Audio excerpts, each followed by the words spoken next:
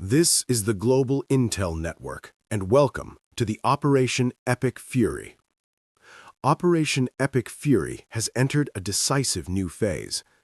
In a rare and high-stakes operational briefing, Admiral Brad Cooper, commander of United States Central Command, delivers a battlefield update as the mission moves into its fourth day. More than 50,000 troops, 2 aircraft carriers, strategic bombers, nearly 2,000 targets struck in under 100 hours. From seabed to space and cyberspace, U.S. and Israeli forces are executing one of the largest military buildups in the Middle East in a generation. This is the official operational update on Operation Epic Fury. Good afternoon. I'm Admiral Brad Cooper, the commander of United States Central Command. In this capacity, I lead U.S. military forces in the Middle East. I'm here to provide you an update on Operation Epic Fury, now in our fourth day of execution.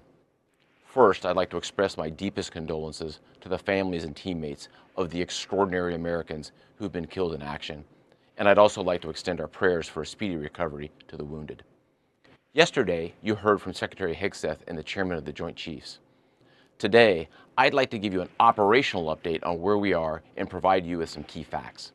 By order of the President of the United States and the Secretary of War, our military in the Middle East is undertaking an unprecedented operation to eliminate Iran's ability to threaten Americans, as they've been doing for nearly half a century. Having spent more than 36 years in the military, I could not be prouder of America's sons and daughters in uniform who are answering the call. More than 50,000 troops, 200 fighters, 2 aircraft carriers, and bombers from the United States are participating in this operation, and more capability is on the way. These forces bring a massive amount of firepower, representing the largest buildup by the U.S. in the Middle East in a generation. In the opening hours of Operation Epic Fury, U.S. Central Command forces, together with Israel, delivered overwhelming and unprecedented strikes into Iran. Many of you may remember the shock and awe strikes of 2003. The first 24 hours of this operation were nearly double the scale, and we continue with 24/7 strikes into Iran from seabed to space and cyberspace. Now, we're less than 100 hours into this operation, and we've already struck nearly 2,000 targets with more than 2,000 munitions. We have severely degraded Iran's air defenses and destroyed hundreds of Iran's ballistic missiles, launchers, and drones. And in simple terms, we're focused on shooting all the things that can shoot at us. Our B-2 bombers and B-1 bombers have executed uncontested surgical strikes against multiple missile facilities deep inside Iran. And then just last night, a B-52 bomber force struck ballistic missile and command and control posts. We are also sinking the Iranian Navy, the entire Navy. Thus far, we've destroyed 17 Iranian ships, including the most operational Iranian submarine that now has a hole in its side. For decades, the Iranian regime has harassed international shipping. Today, there's not a single Iranian ship underway in the Arabian Gulf, Strait of Hormuz, or Gulf of Oman, and we will not stop. We will continue to conduct dynamic targeting operations. We're hunting Iran's last remaining mobile ballistic missile launchers to eliminate what I would characterize as their lingering launch capability. Now, in retaliation, the Iranian regime has launched over 500 ballistic missiles and over 2,000 drones. To be clear, Iran is indiscriminately targeting civilians as they launch these missiles and drones. You've seen it on TV. The evidence is crystal clear and overwhelming. Having said this, we are seeing Iran's ability to hit us and our partners is declining, while our combat power, on the other hand, is building. And my overall operational assessment is that we are ahead of our game plan.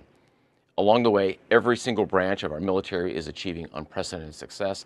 I'll talk about just a few of them. Our naval forces have deployed multiple waves of cruise missiles, obliterating Iranian command and control and air defense capabilities. From 2 aircraft carrier strike groups, we're squeezing Iran from the sea and have them backed into their own ports. U.S. air forces are doing what they do best, executing a high volume of airstrikes right into Iran. Operationally, the 2 most powerful air forces in the world, the U.S. and Israel, are dominating the skies of the world's largest state sponsor of terror. Our U.S. Army soldiers are defending ourselves and our partners, and in a historic first, the U.S. Army fired long-range precision strike missiles called PRISMs in combat, providing an unrivaled deep strike capability. Also for the first time, U.S. Central Command's drone task force called Task Force Scorpion Strike launched countless one-way attack drones, achieving massive effects. I'd like to point out these drones were originally an Iranian design. We took them back to America, made them better, and fired them right back at Iran. I just could not be prouder of our men and women in uniform, leveraging innovation to create dilemmas for the enemy. There is no adversary too determined, no mission too difficult for the great soldiers, sailors, airmen, Marines, Guardians, and Coast Guardsmen that make up the most powerful military the world has ever seen. Our military objectives are crystal clear, and our people are executing an immensely complex and historic mission with relentless lethality, conviction, and professionalism. And we've just begun. But I have the utmost confidence that we, alongside our partners, will absolutely achieve our military objectives. To all our warriors, Godspeed. Thanks so much.